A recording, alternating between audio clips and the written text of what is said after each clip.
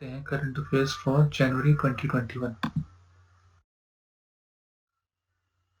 तो पहला current affair का क्या रहा जनवरी 2021 का? ये रहा PM less foundation stone for AIIMS Rajkot through video conferencing. तो जो हमारे माननीय प्रधानमंत्री जी हैं, उन्होंने जो है वो एम्स राजकोट का फाउंडेशन स्टोन ले किया वीडियो कॉन्फ्रेंसिंग के थ्रू। तो ये नई एम्स राजकोट में बनेगी और ये राजकोट जगह कहाँ है? ये है गुजरात में। ठीक है जी। अगला करंट अफेयर देखते हैं क्या रहा। PM Narendra Modi laid foundation stone of 6 lighthouse projects as a part of Global House Technology Challenge in India initiative। तो इसमें क्या है कि मोदी जी ने जो है 6 लाइट हाउस प्रोजेक्ट्स जो हैं, जो कि 6 डिफरेंट लोकेशंस पे बनेंगे और ये 6 डिफरेंट लोकेशंस 6 डिफरेंट स्टेट्स में स्प्रेड है। तो इन डिफरेंट लोकेशंस पे जो है हाउसिंग स्कीम लॉन्च की गई है, जिसमें कि ग्लोबल टेक्नोलॉजी यानी इनोवेटिव टेक्नोलॉजीज का इस्तेमाल करते हुए जो है अफोर्डेबल हाउसिंग बनाई जाएगी पुअर लोगों के लिए। तो ये बेसिकली यही है। चलिए अगला करंट अफेयर देखते हैं क्या रहा। इंडिया रैंक्स 85th इन हेनली पासपोर्ट इंडेक्स। तो जो इंडिया का रैंक रहा हेनली पासपोर्ट इंडेक्स में, वो 85th रहा। हेनली पासपोर्ट इंडेक्स बेसिकली ये बताता है कि अगर आपके पास किसी कंट्री का पासपोर्ट है तो आप उस कंट्री के पासपोर्ट से कितने वर्ल्ड की वर्ल्ड की कितनी कंट्रीज में आप जा सकते हैं बिना वीज़ा के। तो इस रैंकिंग में जो है, इस लिस्ट में जो है इंडिया का रैंक 85th रहा। और इस लिस्ट को टॉप किसने किया है? इस लिस्ट को टॉप किया है जापान ने। ये थर्ड कंसेक्यूटिव टाइम है जब जापान ने इस लिस्ट में टॉप किया है। अगला करंट अफेयर क्या रहा। डीसीजीआई, जो ये डीसीजीआई है, ये drug controller general of India है। इसने जो है अप्रूवल दिया एस्ट्राजेनिका के कोविशील्ड और भारत बायोटेक के कोवैक्सीन को। तो क्या है, कोई भी जो ड्रग होती है उसको मार्केट में आने से पहले अप्रूवल लेना पड़ता है डीसीजीआई का। तो ये अप्रूवल इन 2 वैक्सीन्स को मिल चुका है और इसके बाद ये जो है पब्लिक यूज़ के लिए अवेलेबल हो गई है। अगला करंट अफेयर है PM launched 450 kilometre Kochi Mangaluru natural gas pipeline built at the cost of 3000 crore. तो जो हमारे प्रधानमंत्री जी हैं, उन्होंने 450 kilometre Kochi Mangaluru natural gas pipeline का इनॉग्रेशन किया। तो ये नेचुरल गैस पाइपलाइन है, ये जो है कोची से शुरू होगी और मैंगलुरु पे जाके ये जो है ख़त्म होगी। तो इसमें क्या है कि कोची से जो नेचुरल गैस प्रोड्यूस होगी और वो डिलीवर की जाएगी इस पाइपलाइन के थ्रू बेंगलुरु तक। अगला करंट अफेयर रहा। जनवरी 23rd will be celebrated as पराक्रम दिवस in honor of Netaji Subhash Chandra Bose on his 125th birth anniversary। तो क्या है कि इस साल 23rd जनवरी को नेताजी सुभाष चंद्र बोस का जो है 125th बर्थ एनिवर्सरी मनाई गई। तो इसी के साथ ही ये भी अब डिक्लेयर किया गया कि 23rd जनवरी को हर साल पराक्रम दिवस मनाया जाएगा to honour our brave leader. अगला है NITI Aayog along with institute for competitiveness released. अगला है NITI Aayog along with institute for competitiveness released India innovation index. तो इसमें क्या होता है कि नीति आयोग जो है स्टेट्स को रैंक करती है कि स्टेट्स कितनी ज़्यादा इनोवेशन कर रही हैं, इनोवेशन के कंटेक्स्ट में कितनी ज़्यादा आगे है कोई भी स्टेट, तो उस हिसाब से उन स्टेट्स को रैंक किया जाता है। तो इसमें क्या है, 3 कैटेगरीज हैं। पहली कैटेगरी है मेजर स्टेट्स की, जिसमें सारी बड़ी स्टेट्स आती हैं। दूसरी कैटेगरी है जो जिसमें आती हैं स्मॉल नॉर्थ ईस्ट स्टेट्स और हिली स्टेट्स। और तीसरी कैटेगरी है जिसमें आती हैं small states and union territories. तो यहाँ पे आप देख सकते हैं कि जो मेजर स्टेट्स की कैटेगरी है उसमें कर्नाटका को पहला रैंक मिला है, ठीक है जी। और जो नॉर्थ ईस्ट और हिली स्टेट्स हैं उसमें हिमाचल प्रदेश को पहला रैंक मिला है। और जो small states and union territories की जो थर्ड कैटेगरी है उसमें किसको, दिल्ली को फर्स्ट रैंक मिला है। बस आपने इसमें यही याद रखना है। उसके बाद है India celebrated 72nd Republic day on 26 जनवरी। तो इस साल हमने 72nd रिपब्लिक डे मनाया। तो इस साल जो है आपको ये भी ध्यान रखना है कि जो रिपब्लिक डे मनाया गया उसमें कोई भी इंटरनेशनल गेस्ट मौजूद नहीं था। इंटरनेशनल गेस्ट से मेरा मतलब है कोई भी किसी देश का प्राइम मिनिस्टर या प्रेसिडेंट इस बार रिपब्लिक डे की परेड में मौजूद नहीं थे। वो ऐसा क्यों था, क्योंकि जो है पहले तो ये यूके के प्राइम मिनिस्टर बोरिस जॉनसन को इनविटेशन दिया गया था रिपब्लिक डे की परेड पे आने का, मगर फिर यूनाइटेड यूके में वो ये कोरोना वायरस का नया स्ट्रेन आ गया था, जिसकी वजह से वहाँ पे मैसिव लॉकडाउन लगा, जिस वजह से वहाँ की पीएम बोरिस जॉनसन ने इंडिया आने का प्लान कैंसिल कर दिया। तो इस साल का रिपब्लिक डे बिना गेस्ट के मना। और इसके साथ साथ आपको क्या याद रखना है कि ये जो झांकियाँ दिखाई जाती हैं रिपब्लिक डे में, जिन्हें टैब्लू कहते हैं इंग्लिश में, तो हर एक स्टेट अपनी टैब्लू दिखाती है रिपब्लिक डे परेड में। तो उन अलग अलग टैब्लू को रैंक किया जाता है और फिर उन्हें प्राइज़ दिया जाता है। तो उन टैब्लू में से किस टैब्लू को फर्स्ट प्राइज़ मिला, वो टैब्लू है उत्तर प्रदेश का। और इस टैब्लू का थीम क्या था, Ayodhya cultural heritage of Uttar Pradesh, ठीक है जी। उसके बाद है global climate risk index 2021 released, और इसमें जो है India rank 7th in the list. तो ये global climate risk index basically ये होता है कि एक्सट्रीम वेदर की वजह से किस कंट्री में सबसे ज़्यादा कैलेमिटीज़ आती हैं या आने के चांसेस रहते हैं, तो उस हिसाब से कंट्रीज़ को रैंक किया जाता है।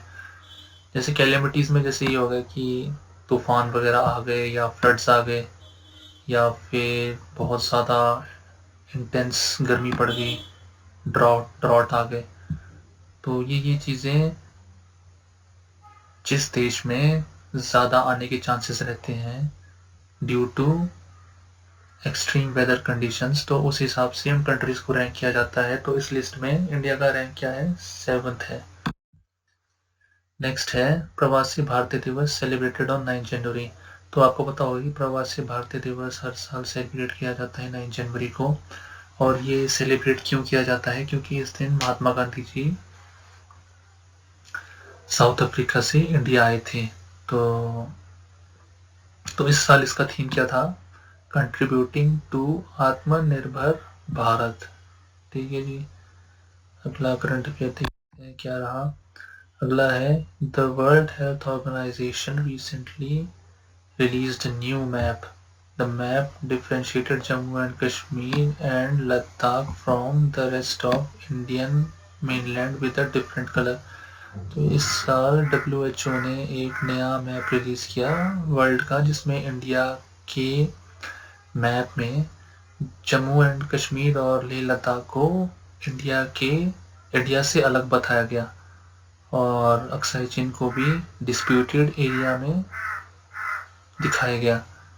तो ये है, इससे हमारी गवर्नमेंट में भी काफ़ी नाराज़गी थी और लोगों में तो थी ऑब्वियसली, और ये तो होना भी था क्योंकि जो WHO है उसमें चाइना की काफ़ी इन्फ्लुएंस है, तो उस वजह से ये ये हुआ है। तो अब देखते हैं क्या करंट अफेयर रहा। NASA launch the most powerful rocket in the world on January 2017 2021। NASA has named it as the space launch system. तो नासा ने सबसे पावरफुल रॉकेट, दुनिया का सबसे पावरफुल रॉकेट जो है वो बनाया है, और इसे शायद लॉन्च नहीं किया गया क्योंकि शायद टेक्निकल रीजंस की वजह से इसका लॉन्च डिले हो गया था, मैं श्योर नहीं हूँ। मगर ये है कि नासा ने जो है ये सबसे पावरफुल रॉकेट बनाया है, और ये यूज़ होगा एस्ट्रोनॉट्स को अर्थ से मून ले जाने में। और जैसे कि 2024 में जैसे यूएसए जो है अपने एस्ट्रोनॉट्स को अर्थ से मून ले जाएगा, तो उसके लिए इस रॉकेट का इस्तेमाल होगा। ये रॉकेट जो है काफ़ी बड़ा है, मतलब ये 98 मीटर के आसपास लेंथ में बड़ा है। ये याद रखना है आपने इसमें। और बस करंट अफेयर देखते हैं। One planet summit was held on 11th January which aims to advance the protection of nature। ये है 38 का थीम। ये वन प्लैनेट समिट बेसिकली होती है कि किस तरह से हम अपने नेचर को प्रोटेक्ट कर सकें, किस तरह से एडवांस्ड टेक्नोलॉजीज का इस्तेमाल करके अपने नेचर को प्रोटेक्ट कर सकें। तो उसके लिए ये वन प्लैनेट समिट होती है, और इसका थीम क्या था? Let's act together for nature. अगला है Harshvardhan released India's first indigenously built vaccine called pneumococcal conjugate vaccine, also called Pneumocil. It will be manufactured by Serum Institute of India। तो हर्षवर्धन जी हैं जो हमारे health and family welfare minister हैं और जो science and technology minister भी हैं, उन्होंने ये इस वैक्सीन का उद्घाटन किया, और ये इंडिया में बना फर्स्ट वैक्सीन है जो न्यूमोनिया जैसे डिजीज के लिए बनाया गया है। और ये बनाएगा कौन? ये serum institute of India manufacture करेगा, जो अभी कोविशील्ड नाम का वैक्सीन जो कोरोना वायरस के लिए बनाया गया है वो भी मैन्युफैक्चर कर रहा है। अगला है the union cabinet recently approved India UAE memorandum of understanding for scientific and technical cooperation. तो यूनियन कैबिनेट ने ये एमओयू अप्रूव किया साइंटिफिक एंड टेक्निकल कोऑपरेशन में, और ये किसके साथ है? यूएई के साथ है। देख सकते हैं आप दोनों कंट्री के flag. Nitish Kumar has inaugurated the first ever bird festival of the state, Kalrav, at Nagi Nakti Bird Sanctuary। Nitish Kumar ji देख सकते हैं, ये हमारे बिहार के जो हैं चीफ मिनिस्टर है, और इन्होंने जो है कालरव फेस्टिवल का इनाग्रेशन किया, और ये नागी नक्ती बर्ड सेंचुरी कहाँ है? बिहार में है। उसके बाद है Bhavana Kanth becomes the first women to fly fighter jet in Republic Day parade. तो ये भावना कांत है, इनका नाम आपको ध्यान रखना है क्योंकि इन्होंने इस बार की रिपब्लिक डे की परेड में फाइटर जेट उड़ाया था, और ये फाइटर जेट उड़ाने वाली पहली भारतीय महिला बनी है, ये पहली भारतीय महिला है जिन्होंने रिपब्लिक डे की परेड में फाइटर जेट उड़ाया। ठीक है जी। अगला है IDBI announce the launch of video KYC account opening facility. तो जो ये IDBI बैंक है, अब इस बैंक में आप सेविंग्स अकाउंट खोल सकते हैं एक फ़ोन और डेस्कटॉप की मदद से, और घर बैठे बैठे आप इस बैंक में अकाउंट खोल सकते हैं। और इसमें दिया गया है, देखिए क्या क्या चीज़ें होनी चाहिए आपके पास कि अगर आपको अकाउंट खोलना है इसमें। तो मोबाइल फ़ोन और desktop with camera and microphone access, फिर इंटरनेट कनेक्शन, फिर आधार नंबर, फिर ओरिजिनल पैन कार्ड और फिर blank white sheet and blue black pen for signature. तो ये है। फिर उसके बाद है RBI introduced legal identity finder for all transactions of 50 crore और about using NEFT and RTGS. तो आरबीआई ने क्या नई चीज़ इंट्रोड्यूस की है कि अगर कोई भी ट्रांजैक्शन 50 करोड़ या उससे अबव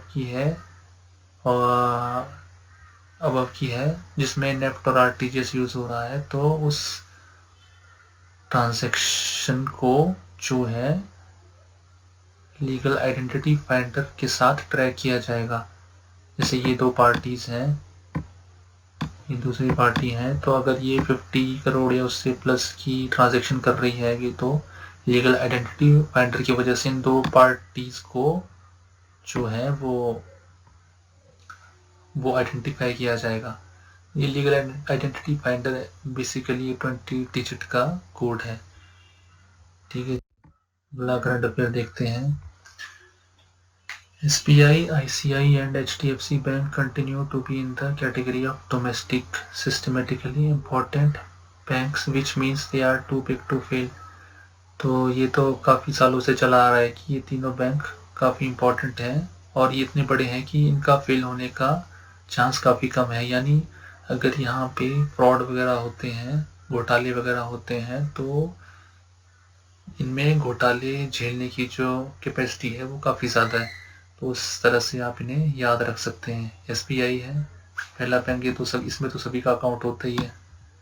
फिर ICICI बैंक है और ये तीसरा है HDFC बैंक। करंट अफेयर देखते हैं। India and France conducted bilateral air exercise called X desert knight 21 which was conducted in Jodhpur Rajasthan. तो एक्स डेजर्ट नाइट 21 जो है बायलैटरल एयर एक्सरसाइज है जो इंडिया और फ्रांस के बीच में कंडक्ट की गई और ये कहाँ हुई? जोधपुर राजस्थान में। तो डेजर्ट है ना यहाँ पे लिखा हुआ, तो डेजर्ट कहाँ होते हैं? ज़्यादा राजस्थान में होते हैं, तो आप उससे याद रख सकते हैं कि कहाँ हुई है, जोधपुर में हुई। उसके बाद है अगली, ये कवच, एक और एक्सरसाइज है, ये जॉइंट मिलिट्री एक्सरसाइज है which was conducted in Bay of Bengal and Andaman Sea together by the Indian Army, Indian Air Force, Indian Navy and Indian Coast Guard। तो ये देख सकते हैं, ये इंडियन आर्मी, ये हमारी इंडियन नेवी, ये इंडियन एयर फोर्स और ये इंडियन कोस्ट गार्ड, इन चारों ने मिलके इस जॉइंट मिलिट्री एक्सरसाइज में हिस्सा लिया। और ये क्यों किया गया? ताकि बे ऑफ बंगाल और अंडमान सी को जो है प्रोटेक्ट किया जा सके।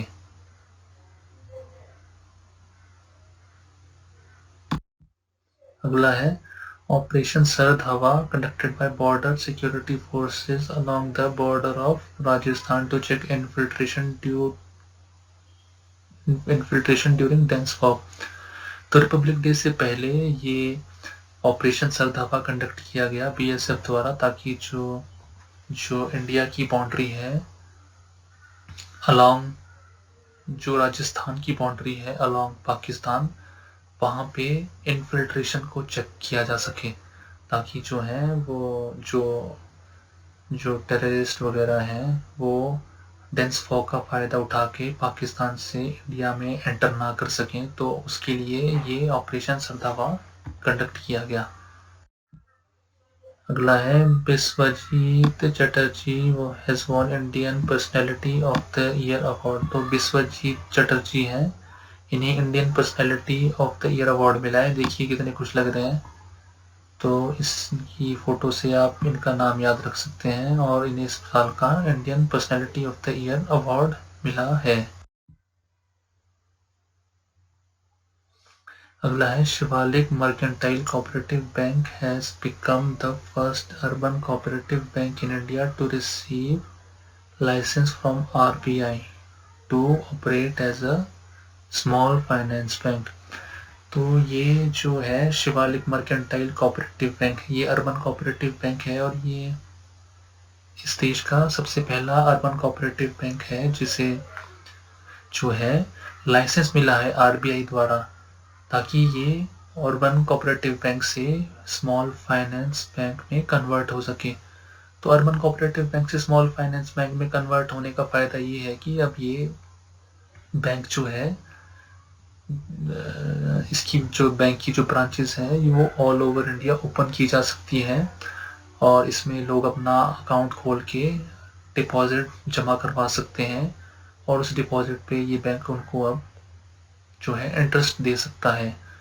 और इस तरह से जो भी बैंकिंग फैसिलिटीज़ हैं जैसे फाइनेंशियल इंक्लूजन वगैरह जिसमें जो है गरीब लोगों पिछड़े लोगों को जो है बैंकिंग फैसिलिटीज़ दी जाती हैं, किसानों को बैंकिंग फैसिलिटीज़ दी जाती हैं, तो उससे रिलेटेड ये सारी चीज़ें अब आसानी से कर सकता है। तो ये फ़ायदा है इसे स्मॉल फाइनेंस बैंक में कन्वर्ट होने का। तो इस तरह से आपने ये याद रखना है इस बैंक के बारे में। अगला है ये सक्षम कैंपेन, ये भी याद रखना है आपने। Saksham campaign has been launched by ministry of petroleum and natural gas to spread awareness about green and clean energy. तो ये सक्षम कैंपेन जो है ये petroleum and natural gas ministry ने चलाया था ताकि हम ग्रीन और क्लीन एनर्जी के बारे में लोगों को बता सकें कि ये कितनी ज़रूरी है और ये भी बता सकें कि हमें जो फॉसिल फ्यूल्स हैं उनका इस्तेमाल किस तरह से करना चाहिए ताकि हम एनवायरनमेंट को कम डैमेज कर सकें। तो वैसे तो पेट्रोल के जो आपको पता ही है प्राइसेस इतने ज़्यादा हो गए हैं तो अब लोग वैसी गाड़ियाँ चलाना कम कर रहे हैं तो पोल्यूशन वैसे ही कम हो जाएगा। तो ये है अगला vaccine Maitri initiative launched by GOI to gift कोविड-19 वैक्सीन्स टू नेबरिंग कंट्रीज। तो जो है ये vaccine Maitri initiative government of India ने लॉन्च किया है और इसके अंडर क्या है कि जो गवर्नमेंट ऑफ इंडिया है वो जो है कोविड वैक्सीन्स जो है अपनी नेबरिंग कंट्रीज़ जैसे नेपाल, भूटान, बांग्लादेश, म्यांमार, श्रीलंका, इन कंट्रीज़ को जो है वो कोविड वैक्सीन्स प्रोवाइड करेगा एज अ गिफ्ट। क्या है इस इनिशिएटिव का नाम? वैक्सीन मैत्री। अगला है Elon Musk surpasses Jeff Bezos to become the richest person in the world according to Bloomberg। तो ये देख सकते हैं आप, ये एलॉन मस्क हैं, काफ़ी मशहूर आदमी हैं। इनको आपको पता होगा ये दो बड़ी कंपनियों के मालिक हैं। पहली तो है टेस्ला जो इलेक्ट्रिक व्हीकल्स बनाती है और दूसरी कंपनी है स्पेसएक्स जो रॉकेट बनाती है। तो ये अब जो है एलॉन मस्क हैं ये दुनिया के सबसे अमीर आदमी बन गए हैं और इन्होंने किसे सरपास किया है? जेफ बेजोस जो कि ये हैं। और ये बस आपको ये याद रखना है। फिर उसके बाद है India ranks 4th in the global fire power index. Three countries are ahead of India और वो कंट्रीज कौन कौन सी? US, Russia and China. तो global fire power index release किया गया है और इसमें कंट्रीज को रैंक किया जाता है कि किस कंट्री की मिलिट्री कितनी ज़्यादा पावरफुल है। तो उस हिसाब से इस रैंकिंग को रिलीज किया गया और इसमें सबसे टॉप पे है यूएस और इंडिया का रैंक क्या है? 4th। उसके बाद है Shram Shakti portal which is a national migration support portal was launched by Union Tribal Affairs Minister Arjun Munda. तो ये हमारे यूनियन ट्राइबल अफेयर मिनिस्टर हैं अर्जुन मुंडा जी। इन्होंने जो है श्रम शक्ति पोर्टल का उद्घाटन किया। अब ये पोर्टल में क्या है कि जो भी माइग्रेंट्स हैं, जो लेबर हैं, जो एक स्टेट से दूसरी स्टेट जाते हैं, ये उनका रिकॉर्ड रखने के लिए पोर्टल बनाया गया है ताकि उन माइग्रेंट्स के वेलफेयर से रिलेटेड स्कीम्स को एफिशिएंटली इम्प्लीमेंट किया जा सके। तो ये रखना इसमें आपने। उसके बाद है 119 people have been approved for Padma awards 2021। तो इस साल जो है रिपब्लिक डे पे पद्मा अवार्डीज की लिस्ट जो है वो डिक्लेयर की गई। तो उसमें क्या है कि इस साल 119 लोगों को पद्मा अवार्ड्स मिलेंगे। तो ये पद्मा अवार्ड्स हैं, ये प्रेसिडेंट के द्वारा दिए जाते हैं, और ये कब दिए जाते हैं? मार्च अप्रैल के मंथ में। तो ये पद्मा अवार्ड्स में आपको याद रखना है कि 4 अवार्ड आते हैं। एक तो है भारत रत्न अवार्ड, भारत रत्न अवार्ड। उसके बाद आता है पद्म विभूषण, पद्म भूषण और पद्म श्री। तो ये ऑर्डर है इस तरह से। और ये याद रखने का तरीका भी बताता हूँ मैं आपको। जैसे आपको पता होगा कि हमारे फेमस क्रिकेटर हैं, वो अब रिटायर हो चुके हैं, वीवीएस लक्ष्मण जी। तो आप उनके नाम से ये चीज़ें याद रख सकते हैं। जैसे रतन मिला वीवीएस को, वीवीएस लक्ष्मण को रतन मिला, तो उससे आप इसको याद रख सकते हैं। फिर आपके माइंड में आ जाएगा आर वीवीएस से आप वीबीएस याद रख लेंगे, आर वीबीएस। तो इस तरह से आप याद रख सकते हैं इसको, इसलिए आर वीबीएस से। तो पहले नंबर पे आता है भारत रत्न, फिर फिर पद्म विभूषण, फिर पद्म भूषण, फिर पद्म श्री। तो इससे आपको याद आ जाएगा। तो फिर देखेंगे अब कि भारत रत्न, फिर देखते हैं अब इसमें से किस किस कौन कौन से अवार्ड किस किस किन किन लोगों को मिले। पहला है भारत रत्न अवार्ड, जो सबसे बड़ा सिविलियन अवार्ड है। तो इस साल जो है, this is the highest civilian award of India, and इस साल जो है no one has been conferred this year. तो ये अवार्ड इस साल किसी को भी नहीं मिला। उसके बाद आता है पद्म विभूषण, ये जो है सेकंड नंबर पे हाईएस्ट सिविलियन अवार्ड है, और ये इस साल जो है 7 लोगों को मिला है। 7 लोग कौन कौन से हैं? ये हैं जी, देखिए। पहले हैं former PM of Japan Shinzo Abe ji. तो ये पहले जापान के प्राइम मिनिस्टर थे, इन्हें ये पद्म जो है विभूषण अवार्ड मिला है। उसके बाद है लेट बाला सुब्रमण्यम जी, ये तेलुगु सिंगर भी हैं, ये इनकी एक्सपायर हो चुकी है, इनको पोस्टमसली मिला है। किस में मिला है? इनको आर्ट्स में मिला है। और ये डॉक्टर बेले मुनप्पा हेगड़े हैं, इन्हें मेडिसिन में मिला है। और डॉक्टर नरेंद्र सिंह कंपानी है, इन्हें साइंस और इंजीनियरिंग में मिला है। इसमें मैंने पोस्टमसली अलग से मेंशन नहीं किया है, तो वो याद रखना इतना इम्पोर्टेंट नहीं है, मगर फिर भी बस इसमें मैंने लोगों के नाम दिए हैं और उनकी फ़ोटो दी है। फिर उसके बाद है मौलाना वाहिदुद्दीन खान, किस में मिला है? स्पिरिचुअलिज्म में मिला है। उसके बाद है आर्कियोलॉजी, उसके बाद है बीबी लाल जी, इन्हें किस में मिला है? आर्कियोलॉजी में। उसके बाद है सुदर्शन साहू जी, इन्हें किस में मिला है? आर्ट्स में मिला है। तो ये आपको याद रखना है। उसके बाद है पद्म भूषण अवार्ड, ये ये कितने लोगों को मिला है? ये 10 लोगों को मिला है। तो ये 10 लोगों के बस आपने नाम याद रख देख लेने हैं बस कौन कौन है ये पहले है मिस कृष्ण नैयर शांति कुमारी चित्रा, इन्हें आर्ट्स में मिला है। फिर श्री तरुण गोगोई है, इन्हें पब्लिक अफेयर्स में मिला है। फिर श्री चंद्रशेखर कंबारा है, इन्हें लिटरेचर एंड एजुकेशन में मिला है। फिर मिस सुमित्रा महाजन जी हैं, इन्हें पब्लिक अफेयर्स में मिला है। सुमित्रा महाजन जी इम्पोर्टेंट है, ये जो है पहले हमारे लोकसभा की स्पीकर थी।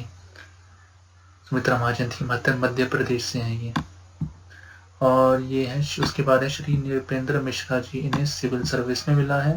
उसके बाद है श्री राम विलास पासवान जी, ये पिछले साल एक्सपायर हो गए थे, और ये हमारे food and civil supply minister थे।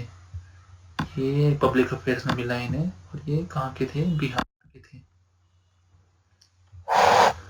उसके बाद है श्री केशुभाई पटेल जी, इन्हें पोस्टमसली मिला है, इन्हें पब्लिक अफेयर्स में मिला है। पोस्टमस होता है मतलब मरणों उपरांत, हिंदी में अगर आप इसकी ट्रांसलेशन देखेंगे तो मरणों उपरांत होता है पोस्टमस का मतलब। फिर है श्री कालबे सद्दीक, इन्हें अदर स्पिरिचुअलिज्म में मिला है। फिर श्री रजनीकांत देवीदास श्रॉफ, इन्हें ट्रेड एंड इंडस्ट्री में मिला है।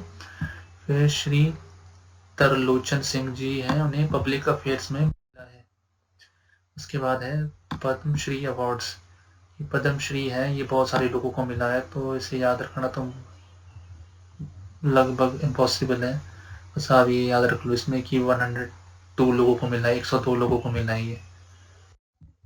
ठीक है जी। उसके बाद देखते हैं क्या है। World bank projects Indian economy to contract by 9.6%। तो वर्ल्ड बैंक ने जो है प्रोजेक्ट किया है कि जो इंडियन इकोनॉमी है इस फिस्कल में 9.6% कॉन्ट्रैक्ट करेगी। और इसी साथ ही साथ ये भी इन्होंने प्रोजेक्ट किया है कि जो ये इकोनॉमी है ये रिकवर होगी अगले फिस्कल में और ग्रो करेगी बाय 5.4%। 5.4% ग्रो करेगी अगले फिस्कल में। उसके बाद है NSO projects GDP of India to contract by 7.7% in current fiscal. तो एनएसओ की प्रोजेक्शन ये है कि जो इंडिया का जो जीडीपी है वो 7.7% कॉन्ट्रैक्ट होगा इस फिस्कल में। ये देखिए एनएसओ का लोगो। उसके बाद है IMF projects Indian economy to contract by 8%। तो जो आईएमएफ है उन्होंने इस प्रोजेक्ट किया है कि जो इंडियन इकोनॉमी है वो कितना कॉन्ट्रैक्ट होगी, 8% तक कॉन्ट्रैक्ट होगी इस फिस्कल में। अगला है R S Sharma appointed as the new CEO of Ayushman Bharat. तो आर एस शर्मा जी हैं, इन्हें जो है आयुष्मान भारत स्कीम है जिसे प्रधानमंत्री जन आरोग्य स्कीम भी कहते हैं, तो इस स्कीम का इन्हें जो है सीईओ जो है वो बनाया गया है। ये हमारे आर एस शर्मा जी। अगला है India ranks 86th out of 98 countries in corona virus performance index. New Zealand was at the top and Brazil is at the bottom of the list. तो ये कोरोना वायरस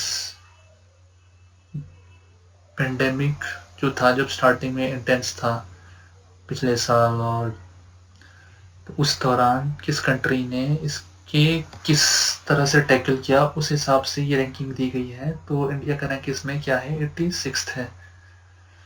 टॉप पे कौन रहा इसे हैंडल करने में, न्यूजीलैंड। और जो वर्स्ट परफॉर्मिंग कंट्री है वो कौन है, ब्राजील है इस लिस्ट में। उसके बाद है rare mineral jarosite has been discovered in Antarctica. तो एक नया मिनरल जो है वो डिस्कवर किया गया है एंटार्क्टिका में, वहाँ पे जो है खुदाई करके ज़मीन से ये जेरोसाइट मिला है। और ये इंपॉर्टेंट क्यों है कि ये जेरोसाइट जो है ये मार्स में भी काफ़ी मात्रा में पाया गया है। जो भी मार्स पे सैटेलाइट्स भेजे गए हैं वहाँ पे उन सैटेलाइट की इमेजेस में ये मिनरल की जो है प्रेजेंस जो है मार्स पे बताई गई है। तो फिर उस हिसाब से ये है इम्पॉर्टेंट है जेरोसाइट। ये देख सकते हैं फोटो, देखने में तो ये गुड़ की तरह लग रहा है मगर ये एक्चुअल में जेरोसाइट है। ये देख सकते हैं आप international migration 2020 report released. India has the largest diaspora in the world with more than 18 million people from India living outside India. तो ये इंटरनेशनल माइग्रेशन रिपोर्ट है, इसमें बताया गया है कि जो इंडिया है, जो इंडिया के लोग हैं वो 18 मिलियन इंडियंस इंडिया से बाहर रहते हैं। 18 मिलियन हुआ 1.8 करोड़, 1.8 करोड़ पीपल जो है वो आउटसाइड इंडिया रहते हैं, जो कि किसी भी कंट्री के लिए सबसे ज़्यादा है दुनिया में।